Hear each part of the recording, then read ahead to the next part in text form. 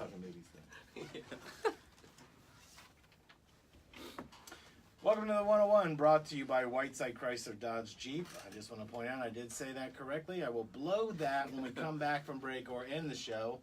I'm Michael Morris. I'm here with Dr. Ryan Brown. Doc, how are you? Hello. I'm excited today because we've got somebody that's kind of like hand in hand with what you do for a living, again, with Freedom Windows. We have Josh Sisler in here from Lifetime Quality Roofing. Josh, how are you? I'm great. How are you? Good. I'm glad you did that. Now, we don't need Josh for the rest of the show. I'm just kidding. Perfect. Josh, I want you to kind of give a little background because the last time I saw you was probably 2 or 3 years ago. We were in a meeting that looked like a 70s draft board. There were like 9 people in a room all just staring at us, and that was the last time we saw you. The goal was to make you as uncomfortable as possible. It didn't really bother me. I was trying to figure out who am I supposed to be talking to because I would say something and another, like Andrew would say something, and I was so confused. And I thought, we'll never see these guys again. So I'm glad to have you. Here I am. Give people a little background on who you are and what Lifetime is. Cool. So, grew up in Marysville, Ohio. And, went to college at OSU. Go Butterflies. And, yes. Wait, or Monarchs? It's Monarchs, yeah. I thought a monarch was a lion. We are lions, sir. That's what I thought. I thought it was a lion, not a butterfly. Dang it. They were our rival in high school. It can be a butterfly now. I went to Old Tangent. You went to Liberty? No, it was back in the day when there was just one. Got it, yeah. Okay. The Braves. Yes. But we wrestled, and they were, Marysville's got a great wrestling team, so. That's what I did, so. You did? Yes. Okay. All right, we'll have The to show talk was more. There we are. full of high school and college wrestlers by a total accident. Hey, notice they're successful. It's very it's weird how that kind of tied into play. Well, so. Coach Andrews. Yes, absolutely. His son Nate. I was my college roommate. So Right. I have good ties with Marysville. Your roommate was Nate. In college. That's wild. Yeah. Well, because Leonard was my coach up until, did you know Gabe?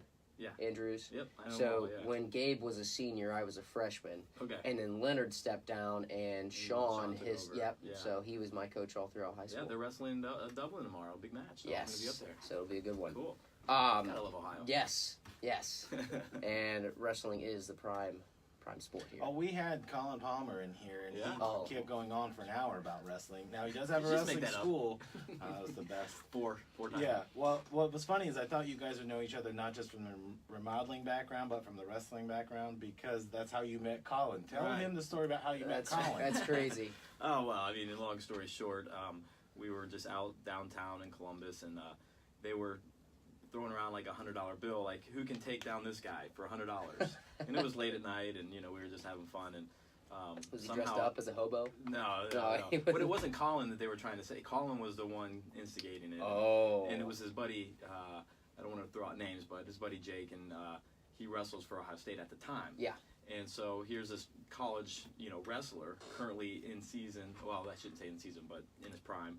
And I'm, a has-been old guy having a beer, with friends, and somehow I got in the mix, and we started wrestling in the parking lot just for fun, and over $100. And Colin's like, "Who is this guy?" And so we ended up becoming best buddies that way. And like 5 years later, he comes on a show because it was a wrestling school, a small business. So that's how that all connected. But that's why I thought you guys might know each other. Yeah, well, wrestling's a fraternity. It really is. It's a tight community. So. Yeah. Well, Colin has a kid now, doesn't he? Or? Yeah, he's local and runs a wrestling camp and doing real well. And then his brother Lance just won $1 million. Yeah, he's a pro fighter. Yeah. So $1 million in one fight. That's pretty. I want to have that guy on, but I don't know how far that can go. So you won $1 million as a small business fighting. Yeah, hey, it's interesting. What'd you do? Well, where do you go from here? I mean, he's going to be making money with all of that, and he's training and doing stuff. And does he do more fights? I don't know. We'll have to ask him.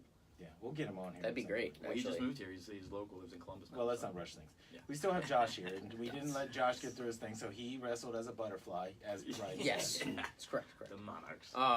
So went to OSU, and then I actually got into sales like right after that. So worked at LA Fitness, and but first when I got there, I was a personal trainer.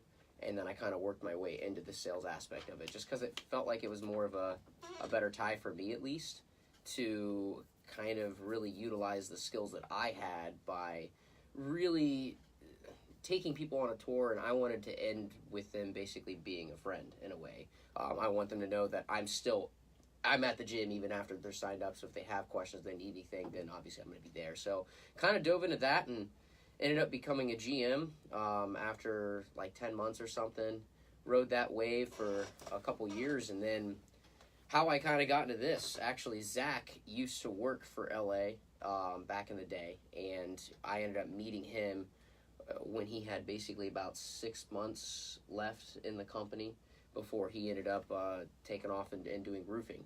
Now, he met Alex because Alex also, on the winter seasons, before they owned their own company, they ended up working together at LA for maybe a brief time. It's interesting though, like, because I have my background right out of college is working in the health club industry and selling personal training, selling memberships, and there's so many people that go on and are very successful that got their start in the health and wellness industry, because it's the hardest thing to sell is fitness. You'd think it'd be easy. It's like $30 membership or a training package, but you're selling something that's invisible.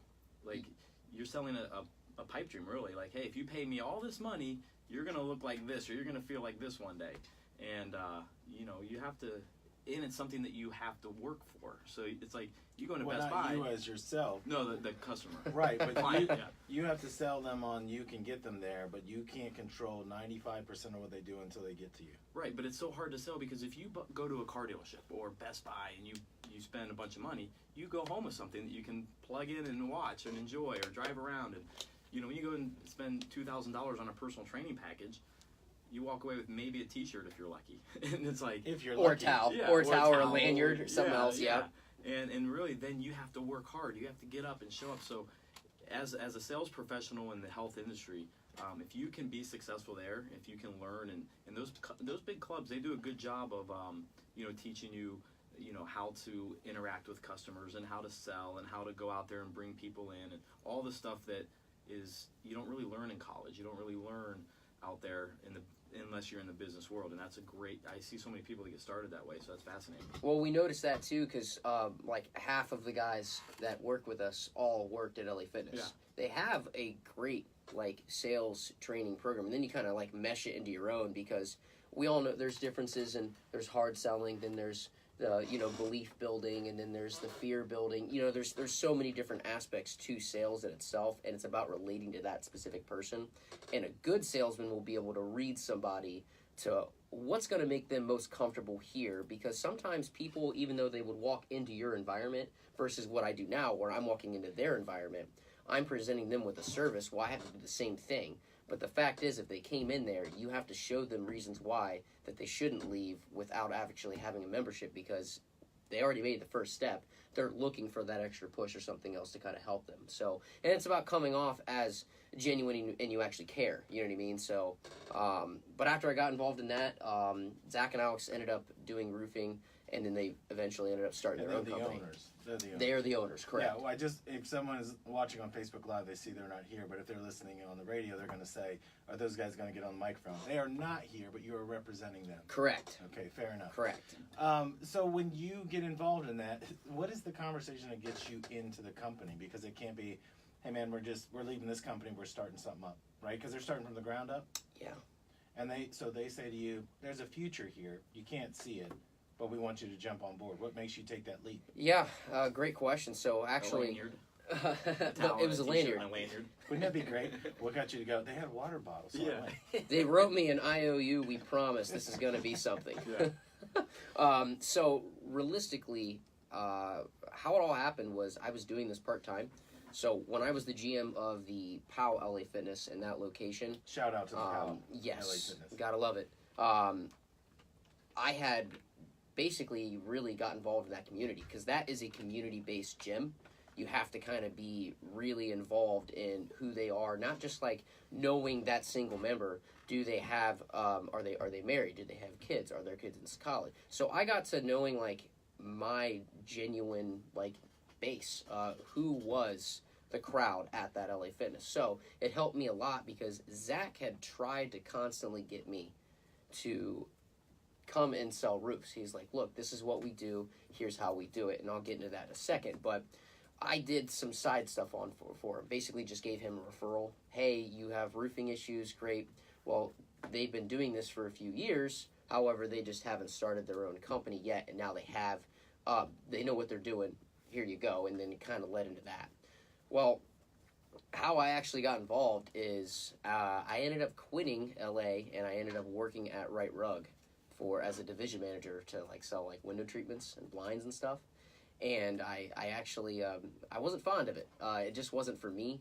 I was there for roughly 10 months, still doing some roofing stuff on the side, still giving some referrals here and there. That wasn't really taking away from my day-to-day Monday through Friday type of activities with Right Rug. And then eventually I got sick of it, and then I ended up getting into insurance sales. I worked for American Income Life. I did that for maybe 3 months, and it really wasn't for me. And I was like, well, if I came this far, the one thing that I've been doing that I just haven't tried full-time yet is roofing. And I called up Zach. I was all the way up in Cleveland working for him. And I called up Zach and said, hey, man, let's do this. So it was September of 2016 or something that I ended up becoming full-time, let's do this, and I just kind of jumped into it. And ever since then, I've legitimately worked off referrals. I haven't door knocked, done anything. I've just worked off referrals from my own clientele, and that's it. I haven't taken leads. Well, that speaks volumes too, because that means you're getting business from people who already like you. Yes, and but I wanted to show more about, this wasn't gym memberships, you know what I mean? This is someone's house. This is someone's investment, and we could all you could say their investment should be their body and their health. We get that. Okay, great. We can tie those two things together. But you're dealing with an asset that is a necessity for their property, something they've worked so hard for. So I basically took the idea that I did with gym memberships and redefined it into this, and I just wanted to learn as much as possible. So Zach and Alex trained me very, very well. We are specializing in insurance cover replacements, so we will work with the insurance provider. That's 90% of our business. We do retail, we do bids, but getting involved on that, we specialize in the insurance covered replacement realm. So kind of taking the time with the people is really what I found to be the most. I wanted to get to know them just like I was doing on my tours, except now it's not a 40-minute type of ordeal and you're going to wave hi to them here and there. No, I mean, this is a process. It takes usually 2-3 months between getting the roof acclimated for the claim, to getting the adjuster to come out with the representing insurance company to meet you, to getting the roof approved for replacement, whether that was wind or hail or whatever weather anomaly came through, and then getting it built, and then getting the back end funds filed. So you are making point of contact consistently 6, 7, 8, 9, 10 times throughout the whole process. Well, you become like a project manager. Correct, exactly. That's a great way to put a title on it. Essentially, I start out as, yes, I'm an insurance-related inspection specialist. Yes, I am a roof inspection specialist, but now we do all exteriors, so it's siding, gutters. We have a mitigation team, so... I love mitigation. Oh, yes. Do you have basement issues, Mike? That's none of your business, but continue. Okay, yeah, okay. So... all kinds of issues. Yeah, I've got a few things. You mean basements are just one of them. So that's kind of really where it grew and where it's at today, and ever since then, I ended up meeting, one person over the other, and now I've done investment properties. I've been able to... I've had the opportunity to get into large lot stuff, apartment complexes. So I'm not just doing residential. I'm really trying to get involved in helping out other investors, because overall, that's where eventually you're going to meet more and more people. The goal here is to constantly network as much as you can, because that's the only way the company's going to grow on good terms anyway.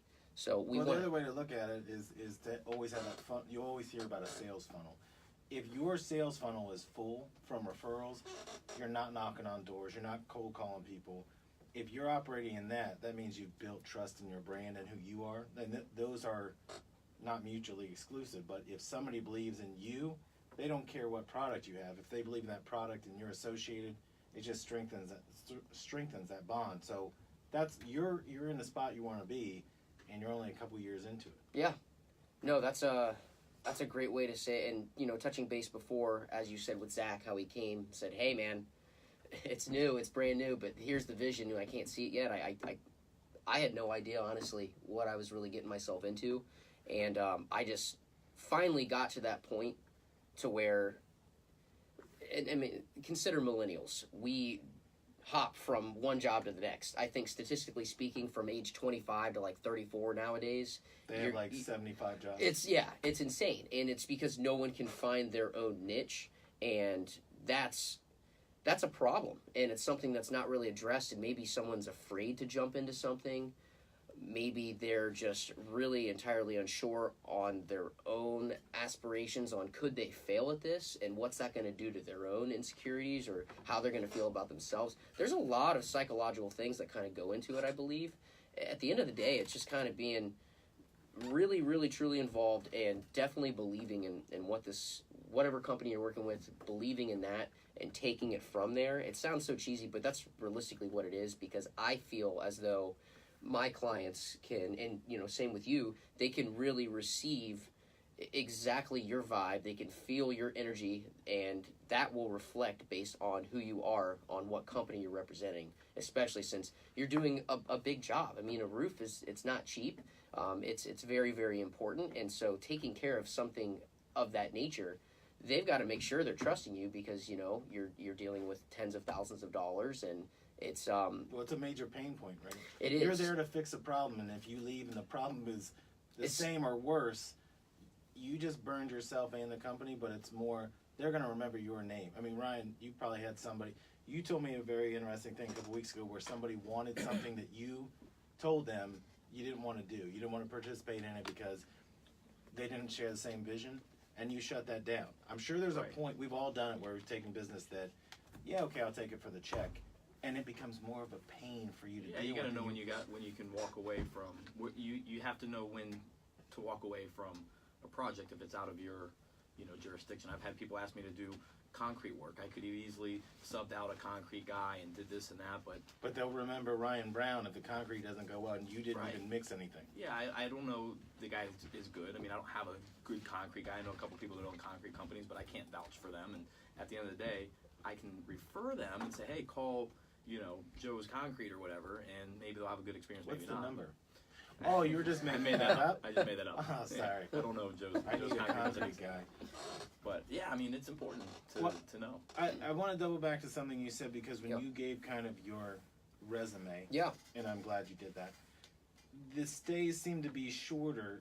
When you're taking these jobs, were you taking it based on, there's more money, there's more chance for succeeding here, or it seems like, and I'm not trying to put words in your mouth, you were looking for something you'd be passionate about. Yeah, and I truly believe I found it just based on how I am in customer service. I really go as far as anyone should go, and I'm willing to go ahead and take the extra steps necessary. As far as that goes, I mean, I just hired my brother as like my bookkeeper and my assistant, because I'm at that point now to where I have so many jobs going on. I need to be able to still consistently show that I'm there for each client, no matter what it is. So, and I mean, it's come to the point now too, where I had a roof that was done over a year ago, and that client called me and said, hey man, my colleague at work, they work at Nationwide, they have an issue. They have a roof leak. They had staining on their ceiling from that storm that just came through. I gave them your name and number. So a year later, he thought of me, and it it felt really good to have something like that, because that showed that I know that I did all I could on that job from start to finish, that I made enough of an impact for them to go ahead and want to shell out my name after this time, that amount of time that went by. So I'm extremely passionate about this. Yeah, and I didn't think growing up, man, I'm going to be like an insurance related specialist in a restoration business. I had no idea. Well, I dreamed of it, but it's not for everybody. Yeah. What's funny about your industry is there are two types of people. There are the storm chaser group. Like there's some companies in Columbus, I know their whole thing was, storms in North Carolina or Florida, and they were going to go and chase that because that's money down there. It is. I don't care about keeping track of what happens after the fact. I just want to gather that up. Then you have the guys that are, every roofing guy that I know, and Ryan knows a lot of the same ones that we're friends with, they are so passionate about that project. Like, to me, I'm like, wow, this is amazing. I don't care about a roof, but the way you're describing, they'll look at somebody's roof and go, oh, that thatch is wrong, or this.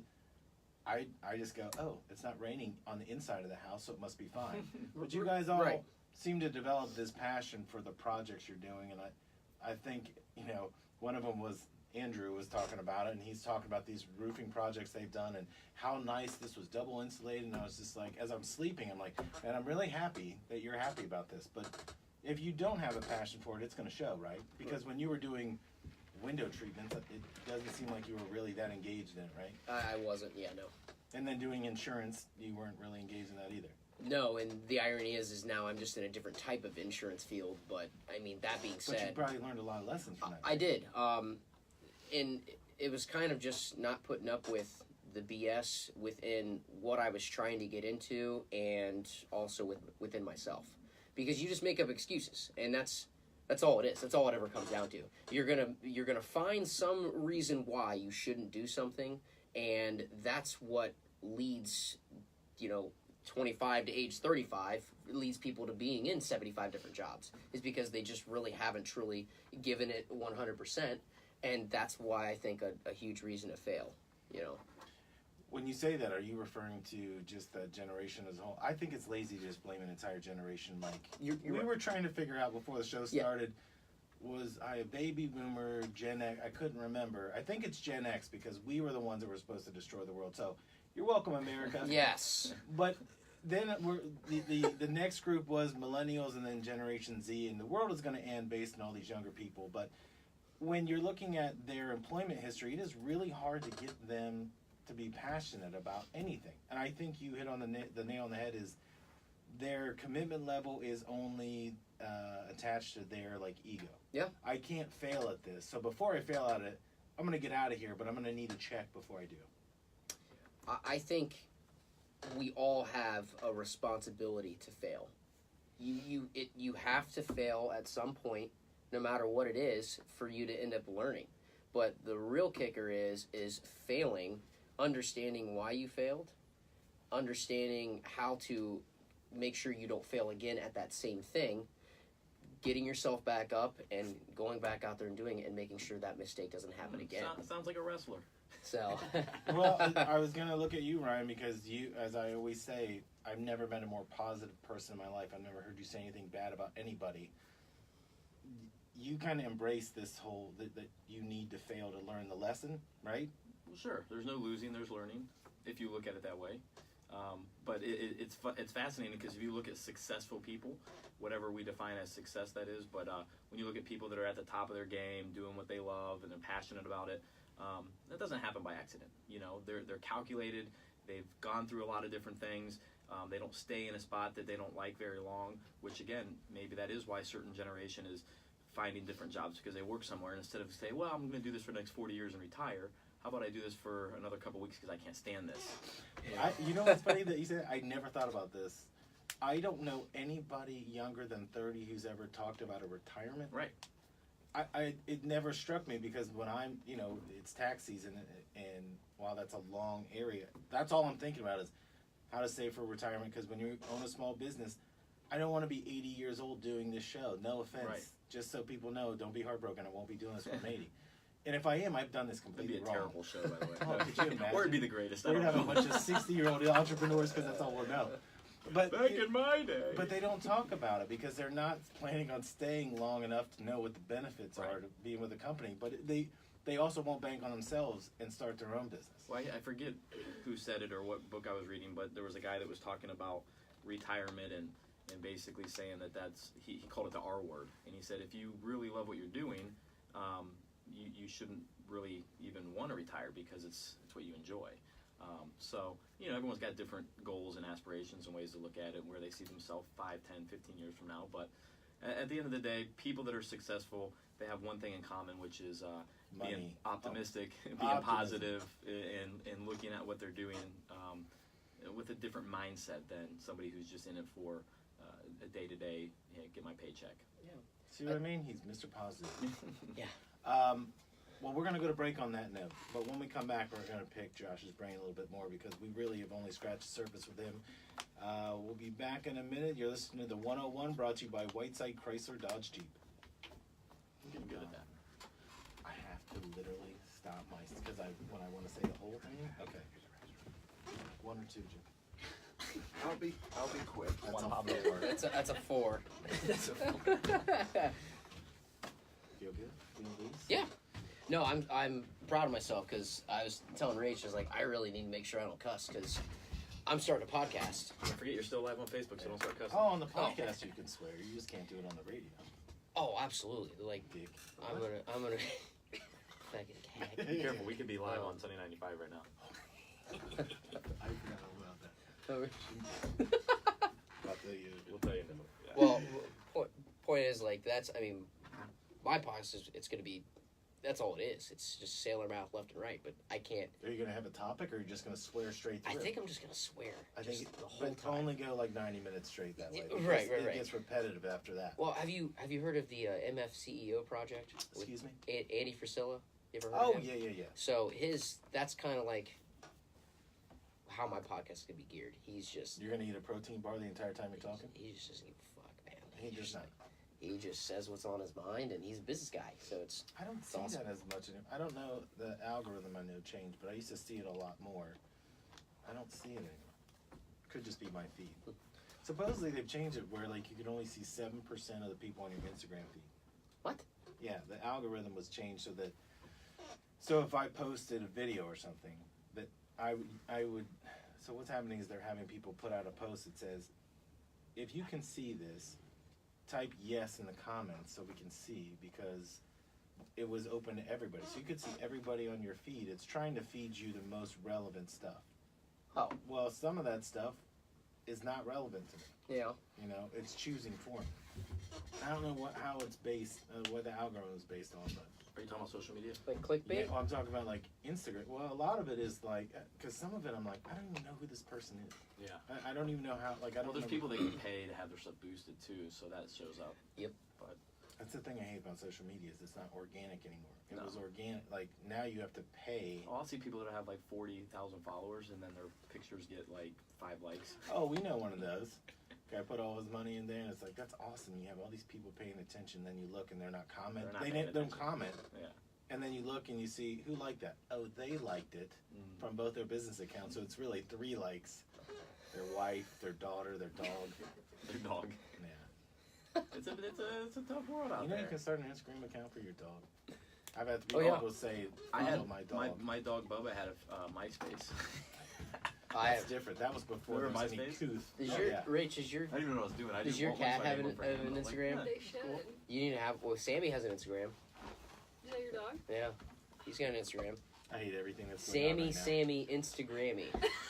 That's literally Hey, what it you're, is. you're I 80. swear. Your radio show when you're 80 will be like, I hate everything. Yeah, The world's gone to hell in a I Yeah. hate handbasket. Yeah. all the Get off Star my Wars lawn. movies all, in the it's 2000s. all Yeah, we'll be underscores doing in a between. podcast. You're like, get off my lawn. And it'll That's be what brought it'll to you be by called. Geritol. Good. That's a good idea. Get off my Get lawn. off my lawn podcast. Yeah, get off my lawn. lawn. It's just people ranting about things they hate.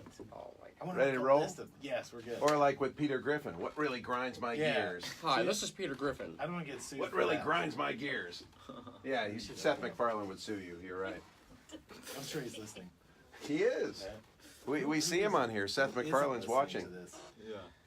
All right, Jimmy, whenever you're ready. Ready to roll? Okay.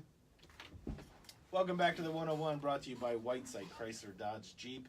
Still here with Dr. Ryan Brown. Still here, unfortunately, with Josh Sisler. Josh, I've got a question for you because you said something. We were kind of getting off the lifetime topic, and we will get back there. I think you were talking about we were talking about the younger generation, how they don't really see themselves staying anywhere for that long, and they won't bet on themselves. But there are more people than just the millennials that are not betting on themselves. There are people out there that are listening to this show, maybe, that have held off on starting a business because they don't know how to get going. And you said something really brilliant on the difference. Somebody asked you about you, and you said you started multiple companies, and said it was an S corp, and then we were talking about LLCs. Just briefly, tell people the difference in an S corp and an LLC. Okay, so with Lifetime Quality Roofing, I am a sub to Lifetime Quality Roofing. I am just essentially, I'm paid by them, but utilizing all of their resources. However, as my own resource, I actually originally started out as an LLC. Now, the reason why you do that and why I did that is typically that's the stepping stone to end up getting to an S corp. So an LLC, a limited liability company, it's not really different than a 1099. It's just kind of gearing your, yes, it is, and it's gearing you towards the next step if you end up wanting to kind of go there. Now, people all have a different, I guess, way of thinking what's best for them for business. And I have, my CPA personally really likes the idea of the S corp, and that's kind of why I went with it. So I switched my LLC to an S corp because the credentials with it, you have to minimum make $60,000 as a business per year to even become an S corp. I believe that's correct. I believe that's right. Yes. So Now you can't just have like an LLC. You can have it and never use it. You have to renew that. Correct. After a while, if you haven't done anything with it. But an S corp, you have to prove. It's a way to say this isn't a hobby. yes. Like an LLC could be your hobby. You could sell things on eBay, and you have an LLC. Correct. But an S corp is a real like functioning business. It's just a small business. Yes. So that being said, once my first full year went through and I did as well as I did, my CPA just said, "Hey, let's do an S corp." And so I said, "Well, you know, what exactly is an S corp?" I didn't know. And he says, "Well, we just give you a set salary, and then you pay payroll taxes on that, and the rest of it you get a tax benefit. So all the other disbursements you would take thereafter, you're taxed at a different rate. So it's like literally like a 15% discount on taxes on how that would be basically be saved." Now, an S corp is good for that reasoning because now I'm getting more tax benefits because of that. So, and I'm at that stage now in this business to where, you know, I've purchased multiple vehicles for, I mean, I've had 3 different work trucks. I've purchased 2 different cars since I've worked here as well. And I had those benefits, but along with that, anything that would have been a necessity in the field, we often use chalk for roofing and siding to basically see if there's hail or mark wind damage, anything else. So any type of Draw supplies, we could draw flowers, yeah. Chalk is Draw a that lion, pose. draw monarchs on there, yeah. Put them on there. Put it around Ryan's sidewalk. Yeah. Rodney King. No. So that being said, all the supplies that I can buy on there, yes, it could be a write-off under an LLC, but it makes more sense to have the S corp because I'm now doing better than I have. I have increased business, I have increased clientele, and it kind of just made sense for me. So with that being said, I ended up, we're literally working on right now 3 different businesses. So 2 are going to be real estate. 1 is a car business as well, like wholesale car flips. And then I also have another buddy of mine who got hired at T3 Trading in New York. And I'm essentially acting as a participating debt with him. So I'm creating a bond indenture agreement with him to essentially give him X amount of dollars, and he is guaranteeing me X amount of pay for 24 months. So I'm going to have my rate of return on my money. And then thereafter, the firm takes whatever percentage it is, and then Alex and I will split 50-50 since he's essentially just managing the account for me. So the benefit to doing this is they give you a 20-to-1 ratio. So my money is 20-fold on the market. So if we have these minor percentage gains per day on a day trading scale, who knows where it could go. But stuff like that. So I'm gearing all those and learning more about it. I originally was going to put my S corp under that, but then what if something happens and all these if other your businesses? buddy's a Madoff, yeah. So you might want to. Yep. 3 So out of 4 of those sound really safe. So a bond indenture is different because now it's just essentially between myself and the person I am providing the funds to. So it's a loan. I'm now essentially a personal loan to him under this type of operating agreement. The rest of the stuff I originally was going to just put my S corp under him as like the payee. maybe have like a main holdings company that would then pay out that, but that's still a bad idea. You have to create new LLCs for each individual project and each individual thing you're going to sell, because then if something does go wrong, God forbid, you would only be sued on that aspect as opposed to everything that your net worth would be. So that's kind of why I created an S Corp and where I'm diving in with it. So you're not very busy, is what you're saying. No, not at all. What I wanted to point out, I mean, because that was a lot more than I thought, and thank you for sharing all that. Yeah. My point is, there are people, I run into people in my business all the time. I'm going to start my own agency. I'm going to do my own thing. Cool. Like, when? Tomorrow.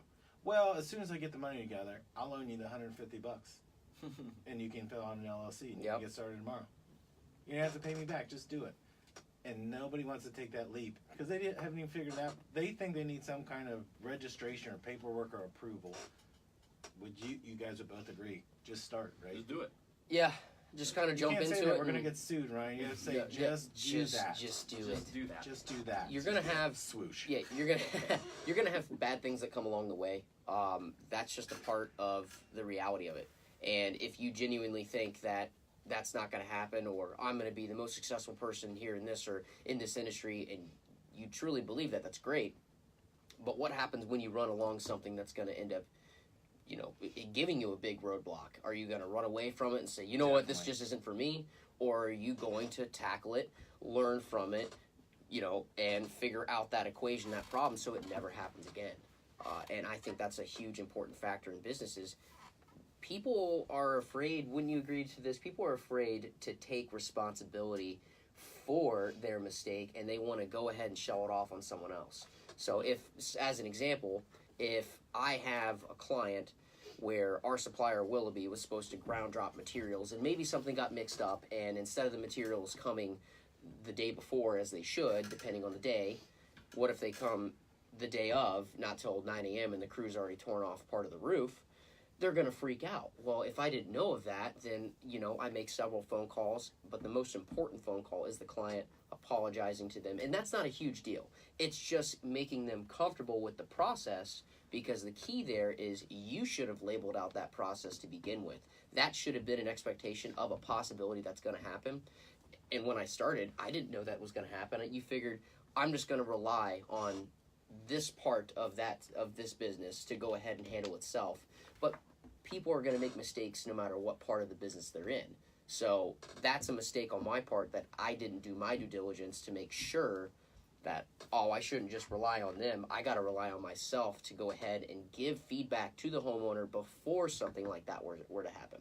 So it took me several times before I got that, and it wasn't just once. I mean, I made that mistake probably 3 or 4 times. And then finally, I never let it happen again. I'm like, look, this is an expectation. This could happen. If it does, call me, and I'll go ahead and figure it out from there. They are much more calm in that situation than if the crew shows up and no materials are there and half the roof's torn off. Yeah, so much of business is communication with the customers, absolutely. Is that the biggest thing that you see, Ryan? And because you guys do, you're in a similar field. The remodeling field is tough, because the biggest thing that I've noticed in any project is if the communication is lacking, the project goes poorly. The end result is not what people ever talk about. It's dealing with the contractor or the person that handled the job. I mean, you've got to manage that expectation right off the bat. Well, in the beginning, when you're a new business owner, and maybe it's in a field that you're familiar with, maybe not, but as a business owner, there's so many more things that you're dealing with than maybe if you're just the sales guy, because now the back end's taking care of this stuff. So when you get involved in a business and you're starting it, a lot of it's learning as you go. So it may take 6 months to realize, like you just said, I better tell them that this could happen. And if for instance, in my business with windows, if I know we're backed up and we're going into a rainy season or something like that, and I say, listen, normally we can have your project done in the next 6 to 8 weeks, but if we get 2-3 weeks of rain, blah blah blah, it's going to push things back 2-3 weeks. It's not like 2-3 weeks of rain and we're not doing any installs, so it just sets us back a week. No, it sets us back 2 or 3 weeks, or however it may be. And so in the beginning, I'm getting customers going, where's my windows? But now I can have that conversation, and I can say, listen, here's the expectation, what's your expectation? And that just takes a lot of time and experience and knowing what you're doing. I think there's, and touching base on that, communication, that is, to me, the most important factor in business in general, not just with your actual niche market, but the people that you associate within that business. So I think, to me, there's 5 different, basically there's 5 key points here on how to maintain communication, because it's not all, oh, let me text you and make sure this or this. No, you have to have like a set process that's in place. And I think the start of that would be, what is the hook of the business? What's kind of basically projecting people to your business? Why Lifetime Quality Roofing in this case? Why them? So I want you to get those points, but Yeah. I want you to do it the way you would do it if someone says, why Lifetime Roofing? Because if you're their point of contact, let people know how that would be. I mean, don't give them the whole spiel, because No. you want to leave some of the magic behind. Absolutely. But if Yeah. somebody says, you know, Josh, I have my house, I got this issue that happened because of the snow, the ice, whatever, apply those 5 principles like in real world scenarios. Okay. So in that case, if I was brought to them, odds are, and again, like I was saying, I've just done referrals for, over 2 years now. And if I was brought to them and they were sitting there thinking, well, everyone's said good things about you, but now I want to hear it from you. And I've had that situation. The first thing I do is I will say, hey, I completely understand there's so many different contractors out there nowadays. So that's a great question to ask yourself. And my first response is, please, I encourage you, look us up on the BBB, look at our website, check out all the reviews. Don't just take it from your neighbors, because obviously that's seeing is believing. You've seen either roofs go on, or you've already heard the way that I would interact with some of your friends and family and neighbors. So where I'm coming out with this table is, I basically look them in the eyes. I say, look, I promise that I'm going to make sure that this process goes exactly the way I say it. And I'm also going to give you all the other details on how it could go to simply get to the result that we're looking at, and that's getting you a replacement based on the relative storm damage. Now, that's to also take into play that they do have damage, because again, you got to be completely honest with them.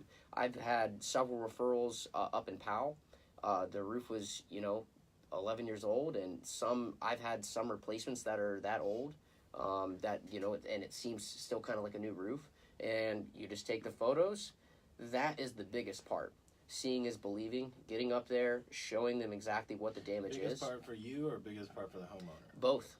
I think that really gains not just their trust, but it really shows that you know what you're doing. Because they're not going up there, right? Exactly. So it's like they have to take your word for it. Exactly. So now, taking it from there, here's the hook. So what's the hook of Lifetime? Well, we're insurance-related specialists. We'll do everything that we can to work with your insurance provider to ensure that we can go ahead and get you the full replacement like you would deserve based on the statutes and laws in place in Ohio relative to storm damage.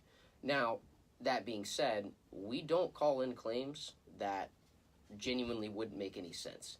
If you have, 1 or 2 small issues, then why would you want to do that? That's silly. That's, coming down saying, hey, these are the issues, and then basically presenting like a repair estimate or something. That makes more sense in that aspect, versus if you have something that just kind of makes sense. And it sounds silly, but if you have, let's say, 20 damaged shingles on a roof, and an average roof being 25 squares, that doesn't sound like a whole lot. I mean, you're talking like you have 5,000 shingles on a roof. Like, why do I need to have a full roof replacement? Well, the analogy I use is, if you're driving and you run over a nail and it doesn't blow up your tire, well, that's something that's wrong with your tire still, so eventually your tire will go flat. Same thing with roofing. Once you have multiple areas that are affected, then that's going to weaken that spot and therefore weaken the surrounding area of those shingles, so they're going to become weak. Then you can run into other certain things like wind-driven rain, and so shingles can blow up. You can get water under that way. There's so many ways water can get in, and it's not just from installation issue. It's genuine wind-driven rain that can get up and under there. So causing those factors. So presenting that to them by showing them photos, explaining why you would suggest that this is what it is, and then you sit down directly with them and call in the claim with them. So they're there, they hear the full conversation. So you they're have part on of the speakerphone. full process. Absolutely. That's the big part, because when you're dealing with such an asset of a roof, you don't want to leave them in the dark. So that's another key point with the communication. You want them to understand each step of the way, because this industry is confusing. You gotta. I don't mean to interrupt you, but is it confusing on purpose? Because I feel like there's a lot of people. Again, the storm chaser aspect. if I don't understand roofing, windows, whatever it might be, and you come in, you've got all these brochures, I feel like you're blinding me with paper that is glossy, and I go, well, you must know what you're doing because this looks professional. But if you're not part of the process all the way through, and some people might say, hey, man, just insurance is paying for it, I don't care, get it done. But if you don't explain this all the way through, you're going to have a communication breakdown, and they're going to be dissatisfied, right? Correct.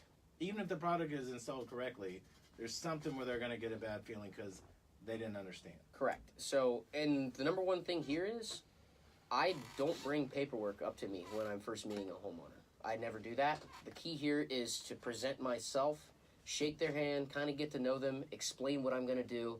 Hey, give me 20 minutes. I'm going to walk around the property. I'm going to take photos of the elevation. I'm going to hop up there. I'm going to inspect the roof fully. I'll chalk the roof if that's okay with you, because some people they don't want chalk on the roof. That's fine. So I'll make little smaller marks for my notes. Take the photos, get down. Let's say there's storm damage. You say, hey, look, this is what I found. I'll be right back. I'm going to grab my paperwork, and we're going to go ahead and acclimate a claim based on, your discovery of this damage. So then you articulate a data loss from there. And then you make the claim, you meet the adjuster with the representing insurance company. Let's say they go ahead and approve the loss.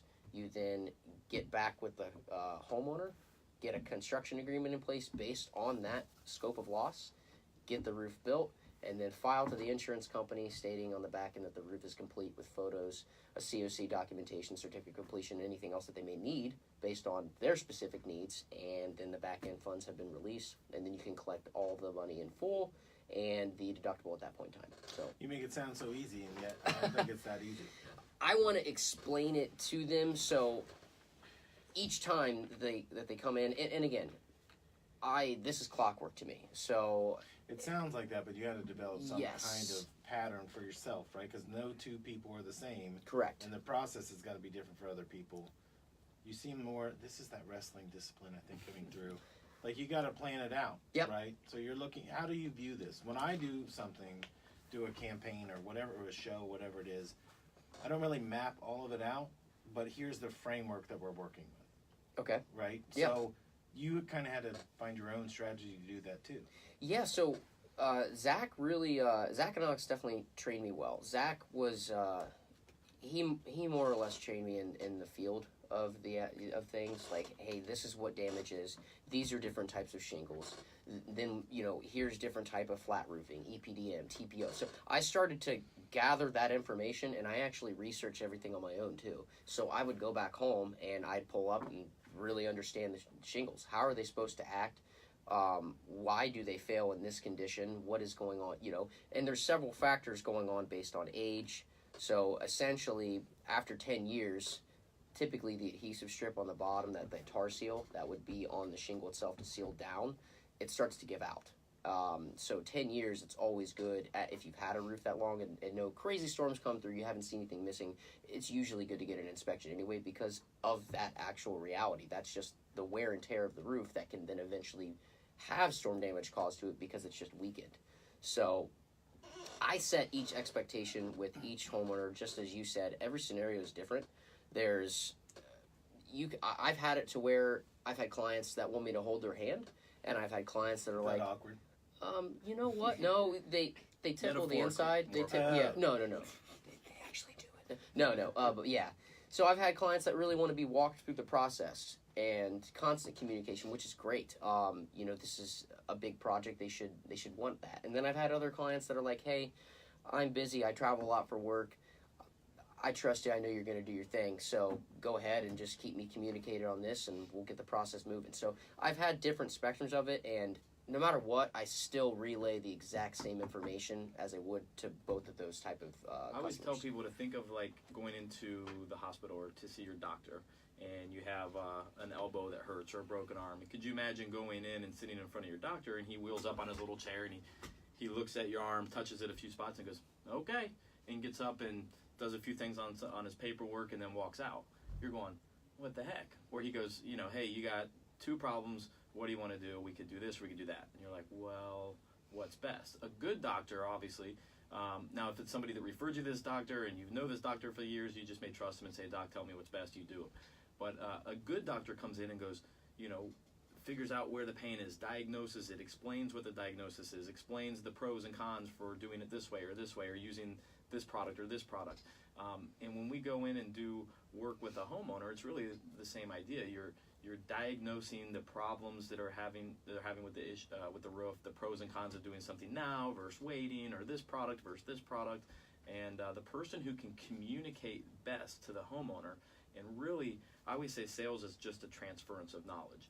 Anyone who looks at sales as, trying to sell something or get something from somebody, or there's a million different definitions of sales. But if you can transfer the knowledge to the homeowner, so that homeowner can understand from your perspective, that's who's going to be successful in not only closing the sale, but earning their business and having a happy customer. Yeah, I agree. I want to hear both your perspectives. I'm going to go with Josh since Ryan just talked. No. When you, and again, in 20 plus years of being in my industry, I've dealt with a lot of remodelers. I mean, we have a show that's about remodeling that I would invite you on, Josh, but you've done all the talking on this show. When we talk to these remodelers, the difference is we are kind of weeding out I don't want to say the good versus the bad. We're looking for the best of the best. And a lot of it is communication. Product is also up there, but just in a quick summation, what makes, if I'm going to you at Lifetime, why am I going to you versus all these other companies? They all have ads in the newspaper, TV, radio. Why am I picking you? So, at the end of the day, your choice is going to be your choice. I've even had scenarios to where some of my clients knew other roofers and they still went with me. Mostly, it's between a couple factors. So let's say in that example, morally, they felt like they should have gone with me because I helped them out with other projects related to the insurance storm damage industry. But even though they knew that other person, they felt comfortable with me that, look, it was their own personal house, that they still chose me because of what I've shown them already. I think with all the referrals that I've had, and just saying still a new client's a new client, but the reason I was led to them to begin with and why their name and number was provided me, or why they reached out to me on behalf of someone else referring me to them, is because they had good things to say about me. And I have set that precedent and that expectation so much that it's almost that they already know that that's what I'm going to do. So first and foremost, I just literally present myself as I am. I lay down exactly what to expect, and then we just, you kind of go on blind faith with no matter who you're meeting. But I do the best that I can to be as genuine as I truly am, and really give them from A to Z, here's what to expect, and then also please look at our company, check out our reviews, because I think that's a huge point. You want to know what's been going on with this company and why you're at my doorstep right now. Yeah, the internet's a great place. I mean, nowadays I'll show up to a customer's house and I feel like the customer knows more about me and the company than I do. I'm like, oh, I didn't even know that about my window. Cool. They've got like your reviews where they, hey. Yeah. I mean, it's you can't really act surprised though. You go, yes, it does, and you're like, does it? But it's just interesting because if you go back 10, even 15 years ago, the internet was still here, but it wasn't. People weren't utilizing it the way they are now. I mean, with cell phones and smartphones, I mean, 60, 70-year-old, people out there have smartphones, where in the past it was kind of a new thing, and people were... It's for the kids. Yeah, it's for the kids, and it was expensive. But now, I mean, in this world, the way we function, it's almost a necessity, really. And, so because it's so accessible, you'll show up, and if you have bad marks, I mean, if you have 160 reviews online on any different platform, and 50% of them are negative or not a 5-star review, it's going to be noticeable, and that doesn't happen by accident. But then again, if somebody has 160 reviews and they're all 5 stars, I mean, come on, that's awesome, and that again doesn't happen by accident. So I think it speaks volumes for customers, and people can see that, and everything's more transparent now. So you just have to earn their trust. That's a really good point. You ended really strong, Ryan. I'm happy for you. I felt it. Josh, I don't need you to jump in. I was paying just him a doing couple. I liked it. I thought you did a great job. This is great. Josh, I do want to thank you for being here. If someone wants to get a hold of you or Lifetime Roofing, how do they do that? You can look us up on the website, Lifetime. Smartphone, yep. Lightsign.qualityroofing.com, Better Business Bureau. You can check us out on that as well. The office line is 614-407-7663, or easier to remember that is 614-407-ROOF. Awesome. Literally spells roof. And then you can just ask for Josh. Now I want to look at my phone and see if it really spells roof. I'm sure that it does. Or you can call It does. 877 Windows. That's a good thing. Well Shameless done. plug. Yes. Listen, boys. First of all, Josh, again, thank you for being here. And next time we should totally record this. This was a great warm-up. Yes, perfect. We will see you next week on the 101, brought to you by Whiteside Chrysler Dodge Jeep. Have a good weekend. You got the sponsor right all 3 times. Listen, I would.